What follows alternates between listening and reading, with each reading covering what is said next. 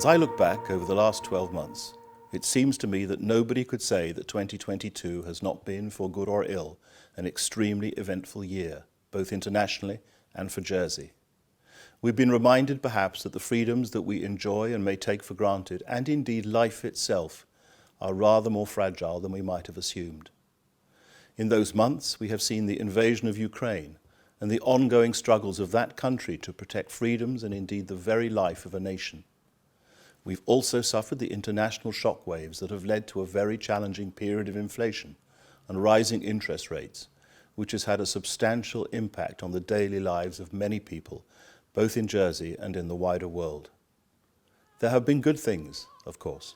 We were able to celebrate the 77th anniversary of our liberation, the celebration of that time when our own freedoms were restored, and that celebration was enhanced enormously by the royal visit from the Earl and Countess of Wessex, whose warmth and real engagement with the island was palpable. They delivered a message from Her Majesty the Queen, and we were afforded one last opportunity to pass our own appreciation back to Her Majesty in the loyal address that we gave on that day in anticipation of her Platinum Jubilee. The celebration of the Platinum Jubilee in June was a wonderful island event and showed once again how we can come together in joy and celebrate who we are as a community and a people. We have, of course, in that period, an island election and a new government and states assembly who are seeking to tackle with enthusiasm and energy the challenges that we face as a community. But no sooner had the new government and assembly been established than we faced, with deep sadness, the loss of our sovereign whose long reign we had celebrated shortly before. Her late Majesty had demonstrated throughout that reign a dignity and respect for others and real service, from which I hope we may continue to learn and to emulate. In September, whilst experiencing the impact of the loss that we felt as a community and as individuals on the late Queen's death, we reflected on a life well lived as a sovereign, wife, mother and grandmother. Her funeral, which so many islanders watched on television, was an impressive ceremony that placed us all within the larger historical picture.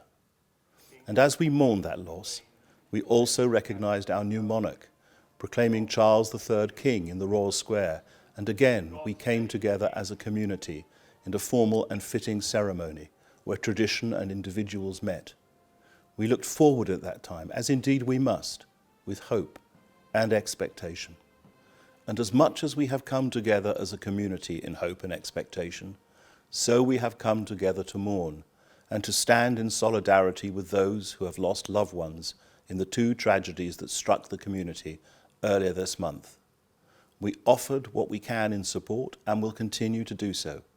And once again, although born out of sorrow and sadness, our community has shown what it really is. I'm enormously mindful at this time of year how many unsung heroes continue to provide us with the services, comfort and protection that we need whilst many of us are taking a break. To all of those, you are in my thoughts, and I'm grateful to you for looking after us during this time.